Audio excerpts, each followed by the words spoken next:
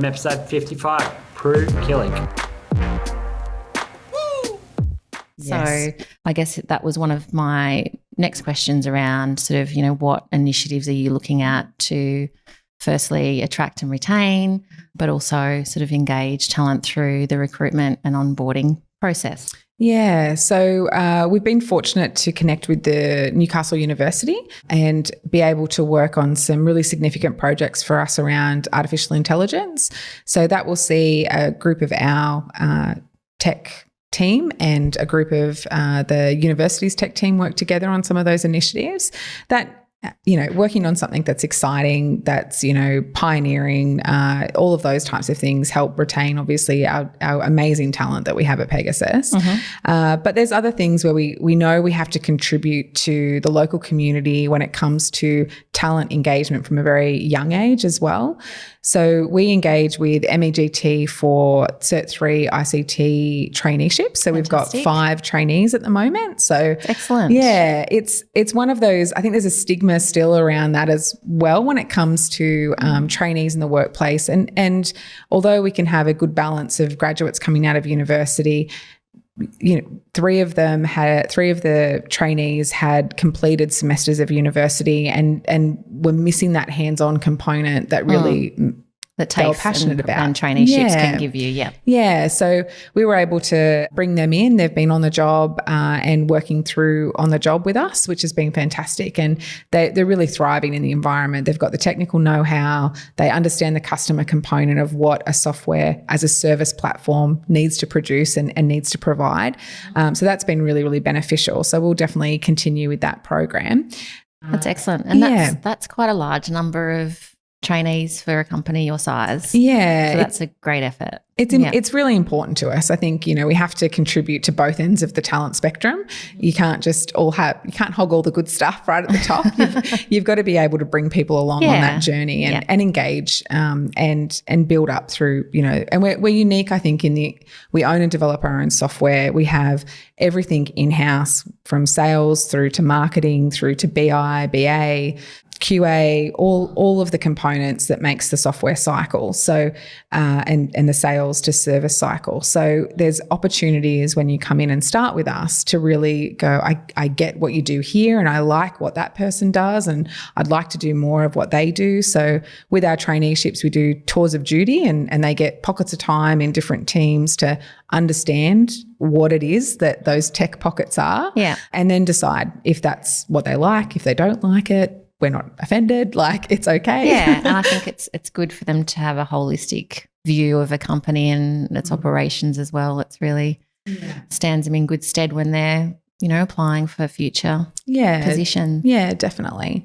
Another program that we're engaged in is the HSC Smart Track, and that program has been enabling, there's a new process, I guess, for the HSC Smart Track students, which is what would have been considered maybe the old work experience and TAFE day. Yeah. They've remodeled it a little bit more and it enables an employer to have a student for longer periods of time throughout the week rather than maybe a block period or one day a week. And you're getting students that have really thought and committed to their vocational training. So we have a young guy called Jordan who's studying aviation and he's coming to our tech support team and is helping with hardware and all sorts of things. So this is in year 11 that they start? Yes, year 11 and 12. It's an alternative, end for the HSC. That's fantastic. Yeah, and then we've got 2 young students from the media and production team that are coming in to do a little bit of a bio on Jordan and a bio on Pegasus and use that as support material for the HSC Smart Track program moving forward that the school can use and we can help promote. Yeah. But they're so enthusiastic, they're so engaged and they really want to have that opportunity. The beauty of the subjects, I guess, that are being offered is there's lots of, not just Pegasus, there's lots of recruiters, there's lots of employment opportunities in Newcastle. And I think if businesses leaned into it a little bit more and could see that supporting these types of programs early can really help with that long-term, talent pipeline and understand, let's give these students a really great experience in these vocations so that they're passionate and they're engaged and they want to keep contributing locally and in the local market. Yeah, fantastic. That's a great initiative. From episode 56, Jodi Stapleton. So one thing I'll say is higher education is really important, and you should do it. It's a gate opener now. You have to do it, and the way that the world is working. But doing an internship or having work experience is also equally important. So I believe so as well. Yeah. I strongly believe that. You would see that in a lot of your candidates you're getting through. You can tell the difference between people that have had some real life exposure to, the ones that have just sort of stayed on at university and not tried to, get some experience in their vocation of choice. Yeah. So I had the Canadian government ran a internship program. And so they would go for the summer because you have a long time. You have 4 months off in Canada in the summer for your between your next uni year. Wow. How nice is that? Yeah. So in the beginning of May, so they start the recruitment in April, and they would hire interns for all the different cadetships for all the different government departments. So I got one with the Department of Justice. And I think that was really enabled me to leverage my education and quickly into a career post because I had 3 years of solid real life work experience to accompany my degree at the end of the day. So yeah, fantastic. That's probably the number one piece of advice you would give to students and graduates wanting to start a career in technology. Is there anything else, any other insights that you want to share, any certain pathways? Obviously we're seeing a lot more different types of roles being created now than probably when, we went to university. Is there anything else that you would like to add? When you think about talking to a lot of girls and saying, do you want to get into tech? And I think they think of it as it's a developer's field only. So I have to be a computer engineer in order to get into that field. But I think the breadth of roles they have currently are really equally suited to women and equally suited to men. And it's about understanding technology. And our kids are technical literate. They're coming out of school completely technical literate, far exceeding what we were when we were coming out. So having that technical literacy, having a set of soft skills and hard skills is applicable in all these different roles. When you think about Scrum Masters and product owners and lean coaches, it's people who understand technology, but they understand the psychology of people also, and they're able to apply that to get the best outcomes. Yeah, good. From episode 57, Glendin Franklin-Browne. Obviously, having technology and the fact you're a tinkerer on a CV, getting your first job, I think that's a great story. I think that's something a lot of people can learn from, especially grads. A grad certificate's probably not enough these days for a lot of roles. It's a certificate plus what else have you done? Have you built something on the side? What else have you done, built, or played with? So you show you've got a genuine interest in that. So I think that's a really good lesson for definitely young tech professionals. Yeah. But the part I found really, I guess, interesting right there is you actually taking the proactive approach to approach counsel for that role. You mentioned, as a sign of confidence or a sign of, having the confidence to actually go and do that. For people that might not be as bold, might not be as confident, any advice you would provide others to approach a company that they may be interested in working for? Yep. As you were saying that, I was thinking, well, obviously young professionals in whatever vocation they choose need to be too careful. They're not trying to shoehorn themselves into a role that they would like to have, but really they're not suited for. And if you're shoehorning yourself into an IT management strategy role, but you're not very good at the charisma and the communication things, it's about understanding, where your strengths and weaknesses are. So if you go for a software engineering role, probably the person that's interviewing you will also be a software engineer or have a good understanding of that. So you can just talk shop. And I listen to the guys that interview engineers at Diamond, and they say, yeah, that guy knew what he was talking about. He may not have the best personality in the world, but he is the right candidate because he knows exactly what he's talking about. And when he's got a really tricky problem to solve, he'll fix it. And then I'll tell the customer how he fixed it, that sort of stuff. So my advice to young professionals nowadays is really try and understand where you sit. Don't worry too much about the money or the prestige or what have you, unless that's where you sit, but really understand what your strengths and weaknesses are and sort of play to those strengths. Mm-hmm. Yeah. No, I don't disagree. I think the part you mentioned there is a bit of self-awareness, right? Yep. Understanding sort of where you sit, having a little bit of self-awareness, which is not, it's definitely a learned skill. And then the other part is probably understanding your audience, right? Understanding who you're talking to, who you're going to try to pitch yourself to. Yep. From episode 58, Nathan, hook away. And what advice would you give to students wanting to start a career in marketing or digital? Yeah, digital marketing in particular. The curriculum's still pretty light at the uni. It's changing rapidly, but it's still pretty traditional. So I'd still say focus on traditional marketing. So everyone within our team at Zimple is a marketer first, and then we span off into our sort of... You need the foundation and the fundamentals first, and that's just different, applying it across different channels. Different platforms. I mean, if you... Specialisation is still recommended. Like you can still need to... so like SEO or... Yeah, SEO, SEM, social media, content production. There's a whole range of areas that you go into, but the output of those particular skills are only as good as the strategic thought that's gone into producing them. Yes. So yeah, we always try and take a strategy-led approach based on objectives and then back that up with skills. So yeah, anyone looking to start a career in digital, I'd say focus predominantly on the soft skills. So thinking, listening, being able to synthesize information and then put it onto paper, and then have your backup in the tactical execution of that. Yeah, definitely. And market research, obviously, because that's key if you're exactly going to be helping your clients grow their businesses. Yeah. From episode 59, Mitch Brindle. On that note, mate, I know you're not a big, podcast reading books perspective. That's not how you go about your education, mate. How do you keep up to date? Honestly, it's stuff like this. Like it's talking to communities. It's this understanding what other businesses and what other people are at the same level-ish of their organisation are doing. Obviously, being in the AWS Dev Cloud Alliance, that's fantastic. We're in a Slack together, so ask questions in there a lot. Talk to other colleagues as well, or other people in that community that are at similar organisations as NIB, so ones that are like in APRA regulated stuff. So that way we can talk around, well, in your cloud movement, did you get kickback from this, or or blah blah blah, right?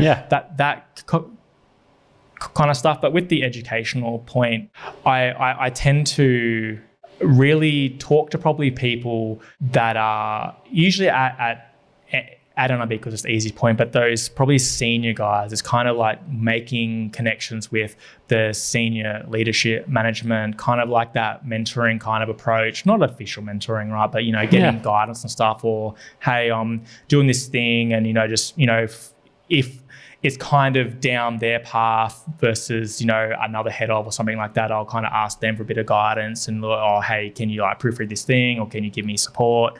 Which at NIB, that is something that is amazing. So yeah, it's really just, I kind of like to have a knock myself. No, mate, I really like that. I think there are some people, there's a lot of people, right? Everyone goes about education in different ways, formal education, and then courses, short courses, then podcasts, books, yada, yada, yada. But mate, the fact that you've gone about it from unofficial mentoring and also communities, like building communities, building those networks and relationships, I really like that. I think it's a different approach to most people, or people maybe have that as a minute part of their education, or maybe don't focus on the educational benefit of a network or building a network or community. But I really like that. I think it's a good point that people could really take a lot from. 100%. It's massive because, you're not talking theoreticals. Yeah. You're talking to people that have either been and done or doing. And we're in tech. This, half the stuff's been done before. It's like, don't beat yourself up trying to solo something. Like, if you need any, and I'm not talking from like a technical perspective here, but from like a management perspective, there's so much knowledge out there from these people. And even if you look from like at a senior in terms of age, like, they've been around longer, they've probably seen more things, they've been through more different changes, they've been through so much. It's like really look around, because also when you do read as well, I find that you can get like sometimes the context isn't there in terms of, well, what organization do you work for? But if, you're looking for some sort of guidance here and now, talking to someone in your organization or in a similar organization to you, also, they can give you guidance around, what to do in this current situation. So therefore, it's not so much theoretical, it's more in the now. From episode 60, Justin Bain. It's got children that are interested in either STEM or coding. Any advice? Yeah, so there is a program that's running in Newcastle. It escapes me. Maybe we'll include it in the notes, whatever. But it has been recommended for entry level programming. But I think there's so much online now. I mean, you can sit down with your son or daughter on YouTube and find the right thing, and order a Raspberry Pi off eBay and start tinkering. Yeah, nice. And then, mate, as they go through, like I think Newcastle University is absolutely fantastic, and some of the people that are coming through there, I think the quality is fantastic. Outside of uni degrees, you mentioned people that tinker with it in their own time. Is there any advice you give to people, or is it just straight up start playing? Yeah, so start playing. Because we work in high voltage battery systems, I'd say I'd have to caveat that with safety. Yeah. But I think it's about networking with the right people that are have a head start in that space or have experience in that space. Finding yourself a good mentor or getting involved in programs that are already available. Yeah, nice. I think that mentorship as well. You just made mention of that. Yeah, it's something that's definitely becoming more common. I think as an advice piece is find somebody that's been there, done that before, or somebody that you can learn off. Yeah, and lean on them. Have you had any strong mentors in your career to date? Yeah, definitely. And I think you're right. You need to kind of wake yourself up every now and then and say, I'm surrounded by, these great people within the network, why not reach out? I did that recently with a family friend who's based in New Zealand. He's in the finance sector and said, hey, what do you think? And he said, oh, well, you need to speak to this person, do this. And that's kind of kicked off a whole new thing. And yeah, so certainly just having reaching out and seeing who you've already got in your network that may be able to actually support you. And people, if someone came to me and said, hey, Justin, I've seen you've done this in the military, do you have any advice on this, which people have, it's great to be able to impart some advice. Yeah, I think that as well. I think most people don't understand the people that are being asked, if you go about it the right way, some people are short on time, everyone's short on time, I guess, but most people will give their time and actually, appreciate, giving advice if somebody's taking that on board. So I think, don't be afraid to ask. Yeah. From episode 61, Ryan Priest.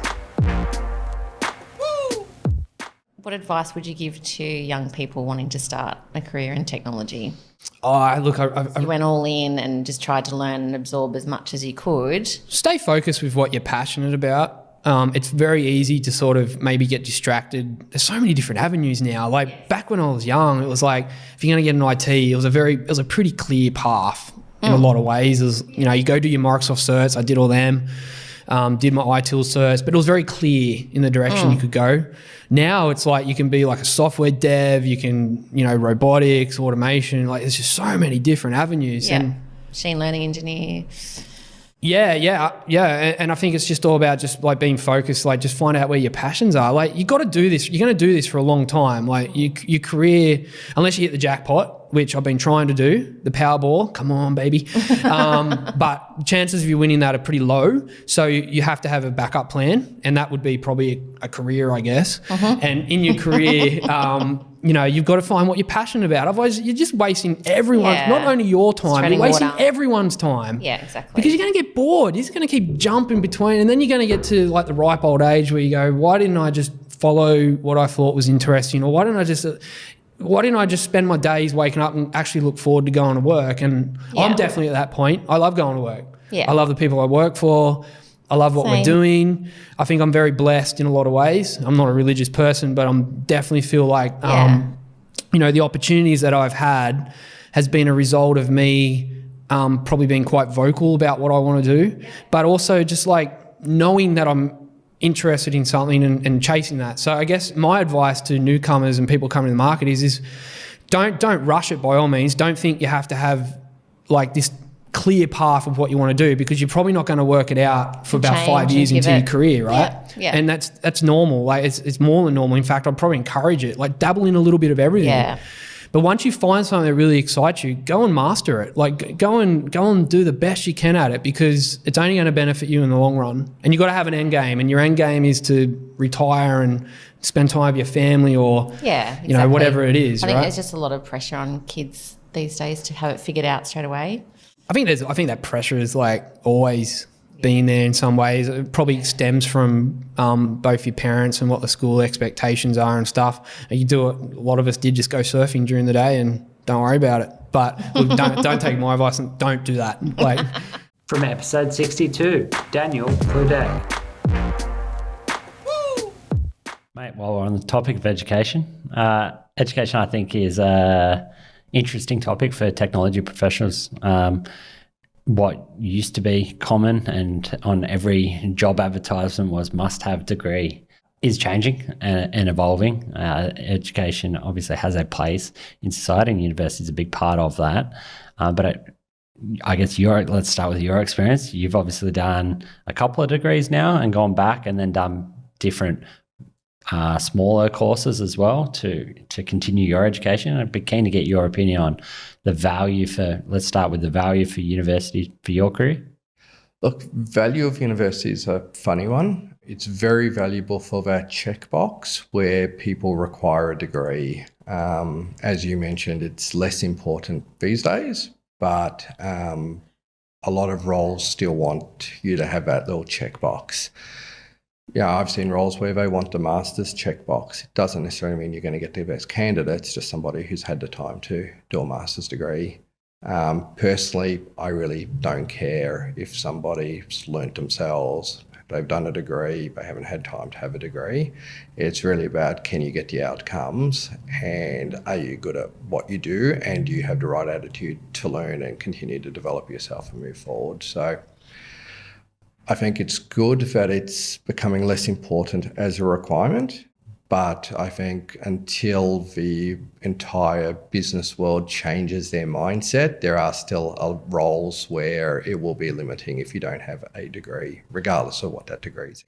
Yeah, cool. You must have seen, I'm assuming, I'm making an assumption here, but you must have seen some value in it to obviously go back. I know you've done smaller courses with Charles Sturt University and also Harvard. Can you talk to me about, I guess, why you did that and then the value you got from that? I do the short courses because they address a specific interest or a specific need. So if there's an area I do want to delve a little bit deeper into, the short courses are a good way to just go in and brush up that skill set. I also like looking at a lot of the certification streams, because what it does, it gives you a good insight into industry best practice, standards, what other people are doing. So I don't see it as necessary. I think what you do in the workplace is much more important. The experience you gather from real world experience is more important. But it's also valuable to be conscious of what the industry is doing. And if you go to a course and learn one thing, you've got your value for money out of that course. So it's just about staying relevant and understanding the trends. The problem with courses and the problem with degrees are they're designed for what to do in perfect world situations, and no company works in a perfect world situation. So the formal education aligned with an ability to use common sense, adapt, adjust, change tact and approach when needed will get you the right outcome. So it's a tool along with your other skill sets. Yeah, I think one thing that's come up on the podcast in previous conversations is university teaching the ability to learn. And you made mention of it before, people coming into a role and being able to learn on the role and being able to adapt. Have you found that as a beneficial part to your education? Look, I still remember when I started my first job, I had that oh shit moment, because nothing that I learnt in university was applicable to that job at all. And I had no on-the-job training. I got handed a 1,000-page book and say, here it is, go for it, which is probably not the best induction process either. But I believe over time, universities and formal education providers have understood that they need to work with industry better, and that may have changed.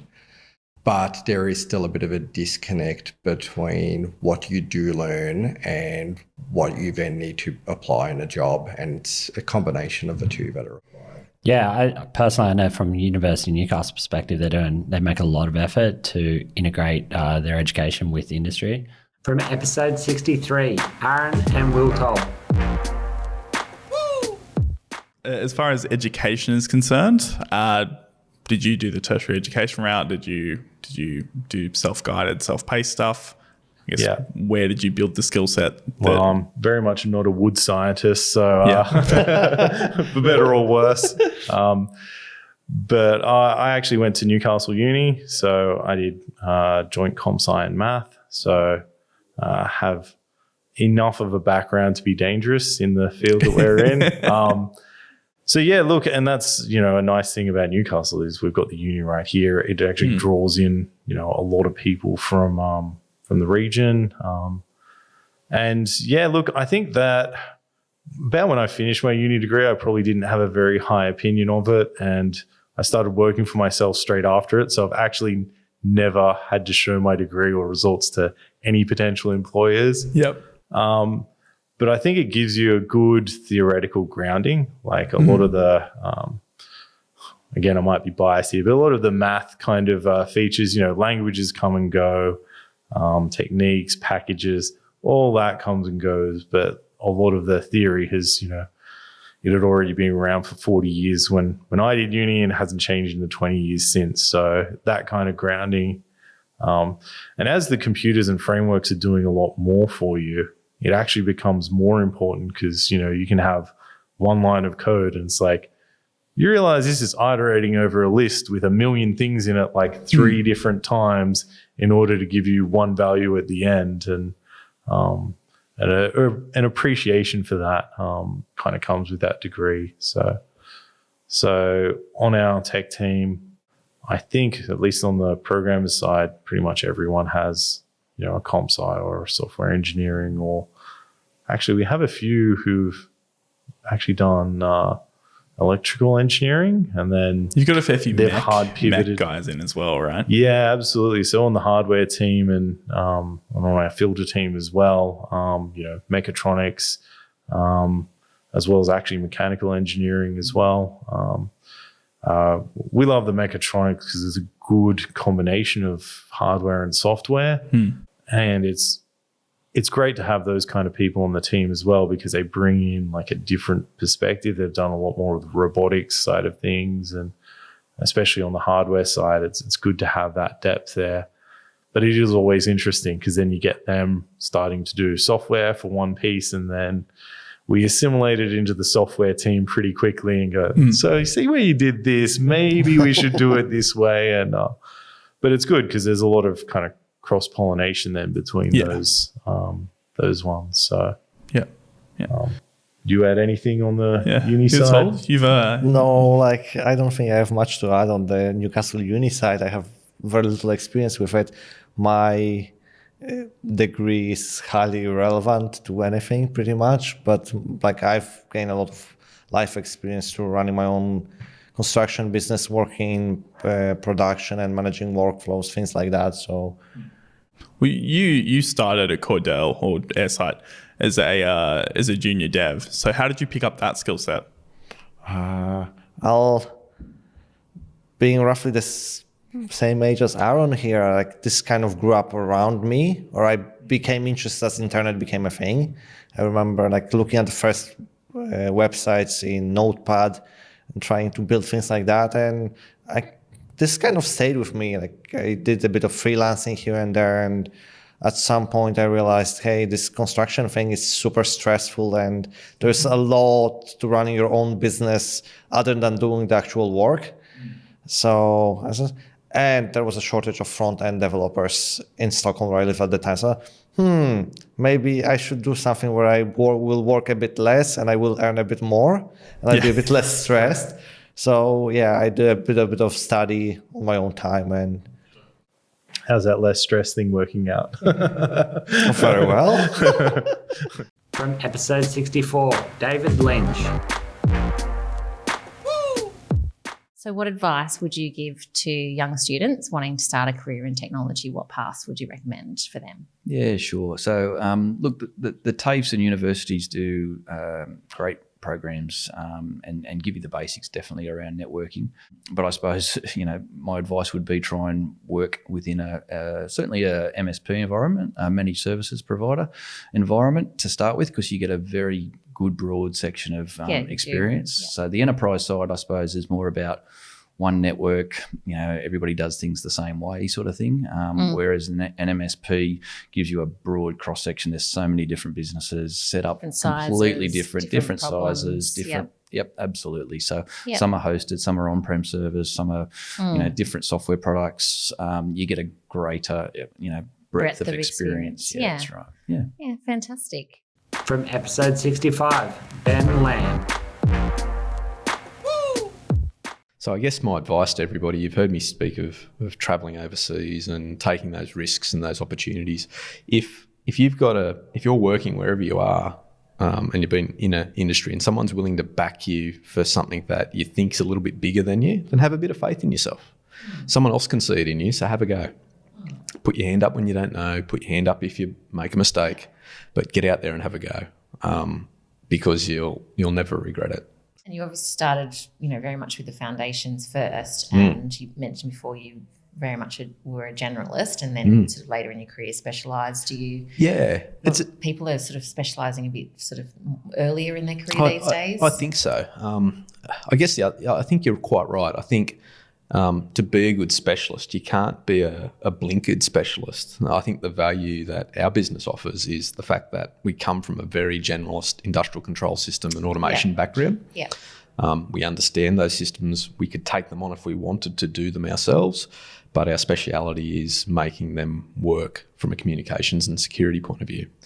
And I think that's our strength, and I think that's our value for clients, that we do have that understanding and we're not going to push them down a route that's going to cause them pain. Yeah, good. And I think the only other bit of advice I give to everyone coming up, particularly in an industry technology game, is someone said to me a long time ago, said, this game's full of smart people, and if you've got smart people, you can teach them lots of things.